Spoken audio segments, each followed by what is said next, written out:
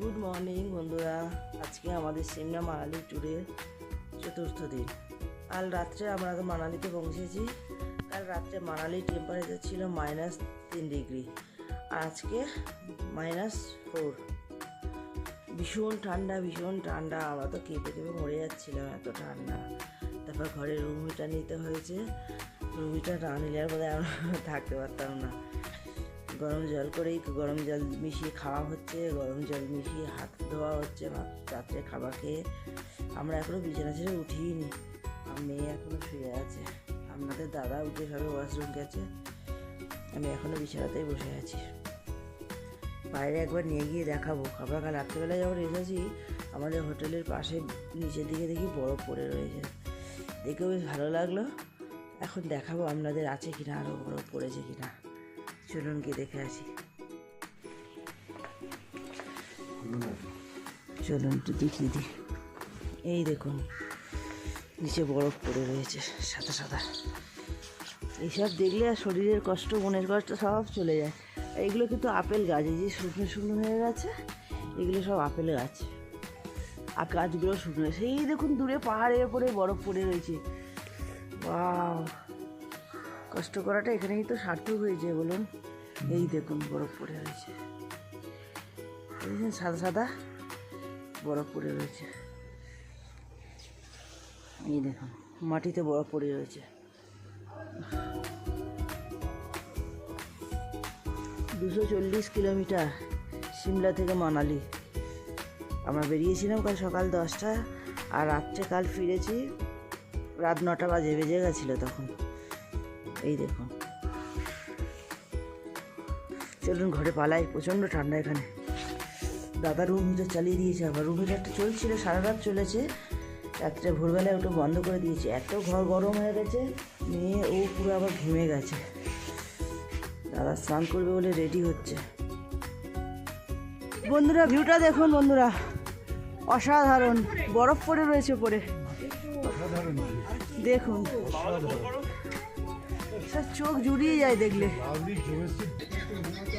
এই দেখুন বরফ পড়ে, একদম পুরো বরফ। বরফের ওপরে সূর্যের আলো পড়ে একদম চকচক করছে, অপূর্ব সুন্দর লাগছে। হোটেলের ছাদে এসেছি।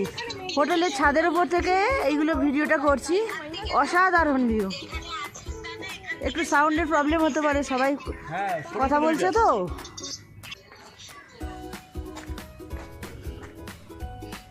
অসাধারণ অসাধারণ। দেখে শেষ হবে না, দেখে আর মন ভরে না। মনে হয় আরও দেখি।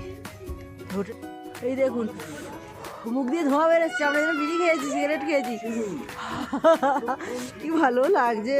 সিমলা আর একবার এসেছিলাম অনেক, তখন আমার মেয়ে 3.5 বছর বয়স। এসে আমরা ঘুরে গেছিলাম। যতবারই আসি নতুন নতুন যেন একেবারে দৃশ্য, অপূর্ব সুন্দর। যতই দেখি ততই ভালো লাগে, বারবার মন টানে। আমরা হোটেল থেকে বেরিয়ে এসেছি। এখন যাব সাইট সিন করতে। গাড়ি সামনে দাঁড়িয়ে আছে। চলুন, আগে অনেক অনেক সুন্দর সুন্দর ভিউ আছে, আপনাদের দেখাবো। পেছন দিক থেকে কিছুটা দেখা যাচ্ছে। চলুন। পাইন গাছের বাগান দেখুন, কত পাইন গাছ। কি মোটা মোটা, এক একটা পাইন গাছ বোধ হয় 3-4 জন মিলে জড়িয়ে ধরলেও ধরা যাবে না। এখন সব পাতা ঝরে গেছে। শীতকালে গাছের রঙও পাল্টে যায় পাতাগুলো। এই গাছটা কত মোটা দেখুন, 5-6 জন মিলে ধরতে হবে, এত মোটা গাছটা।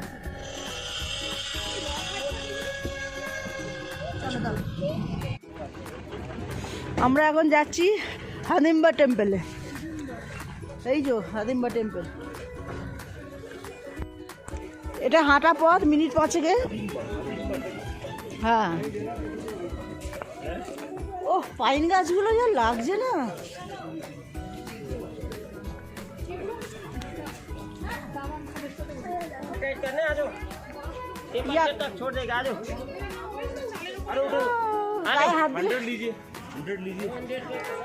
এইখানে আছে আরো কি বড় বড় ইয়াক।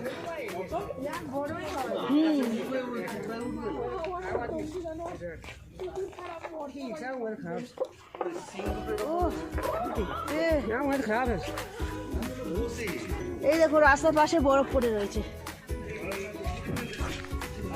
এগুলো তো শক্ত হয়ে গেছে। এই পা স্লিপ করবে কিন্তু, স্নোগুলো গলে গলে আবার জল ঢুকে যাচ্ছে। কত দোকান দেখুন মন্দিরে যাওয়ার পথে, এই দেখুন স্নো পড়ে কি সুন্দর। ও ইয়াক যাচ্ছে আর একটা, দারুণ দারুণ। ক্রমশ বেশি ঠান্ডা লাগছে, সামনেই পাইনের গাছ ভর্তি।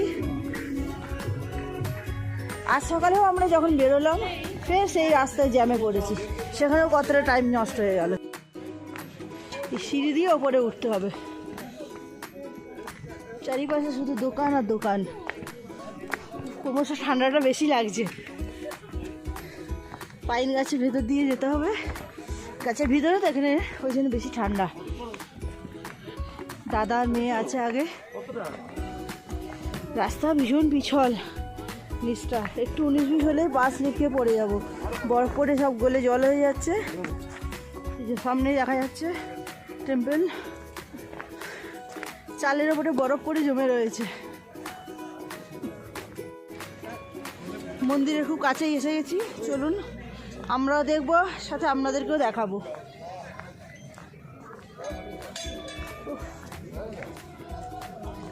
এইসব জায়গায় আসার অনুভূতিটাই আলাদা।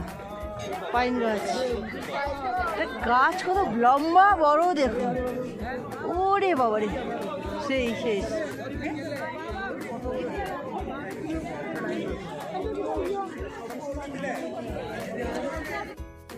বন্ধুরা, এই হিড়িম্বা টেম্পলটা তৈরি হয়েছিল 1553 সালে। এটা পুরোটা কাঠের তৈরি, ভিতরে কিছু মূর্তি আছে আর বেসিক্যালি এইরকম জিনিসই আছে ভিতরে। তো ফটো অ্যালাউ নেই, তো তখন ভিডিও করতে পারিনি। এই দেখুন এইরকম স্কেলিটন আছে কিছু। এইসব জায়গায় এলে মনের কিন্তু অনেকটা শান্তি আসে, বেশ ভালো লাগে। 1553 সালে মন্দিরটা তৈরি, পুরোটাই কাঠের, খুব সুন্দর কারুকার্য করা আছে কাছে, অনেক সুন্দর কারুকার্য করা আছে। এগুলো দূর থেকে এতটা বোঝা যাচ্ছে না। সামনে আর একটা মন্দির আছে, দেখি কি মন্দির, ঘুরে আসি। গাছগুলোর হাইটগুলো শুধু দেখুন, এই যে নিচ থেকে উঠে দারুণ দারুণ। গাছে ডালপালাগুলো যেন ছিটে রেখে দিয়েছে, বিশাল লম্বা লম্বা লম্বা লম্বা শিপ। এই দেখুন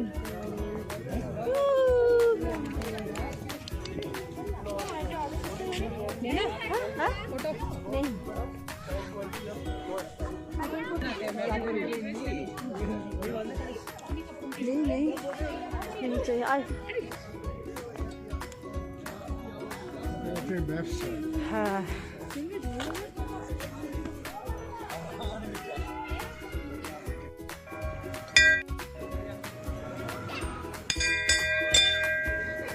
আমরা এখন এসছি ঘাটকাট টেম্পেলে। আগেরটা দেখলাম হিড়িম্বা টেম্পেল, কি কিসের শিং।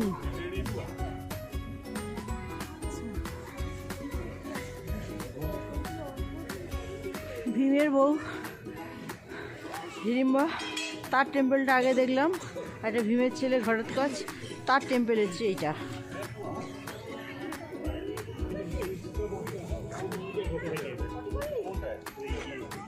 আমরা এখন চলে এলাম এই যে বৌদ্ধ মনেস্ট্রি দেখতে।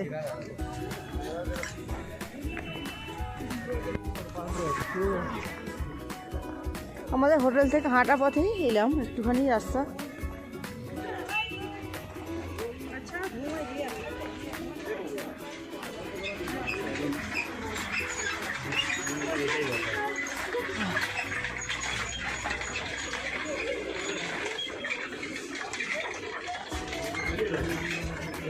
দারুণ লাগছে।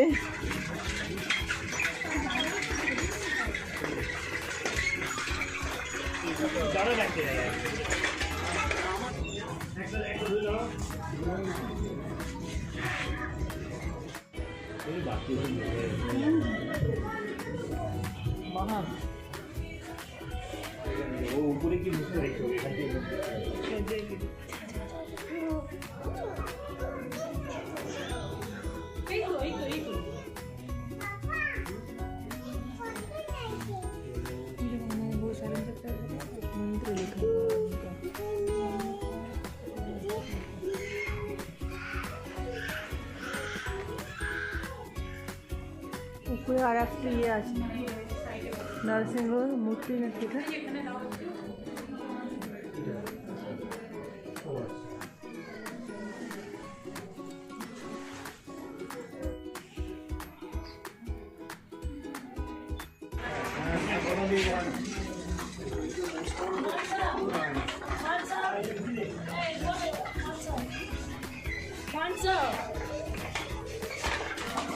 এই মনস্ট্রিতে এসে এইগুলো ঘোরাতে হয়, এগুলো ঘোরালে বলে আমার মানুষের মনস্কামনা পূর্ণ হয়।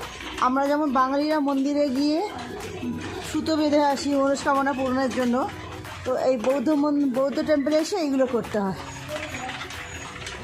পুরো মন্দিরের চারদিকে এইগুলো আছে, এইভাবে ঘোরালে বলে খুব ভালো, অনেকটা পুণ্যের কাজ হয়। আমরাও ঘোরালাম, আমরাও সবাই মিলে ঘুরিয়ে নিলাম, খুব ভালো লাগলো। মানালিতে এসে এই ঠান্ডায় আইসক্রিম খাচ্ছি, ঠান্ডায় আইসক্রিম খাওয়ার মজাই আলাদা।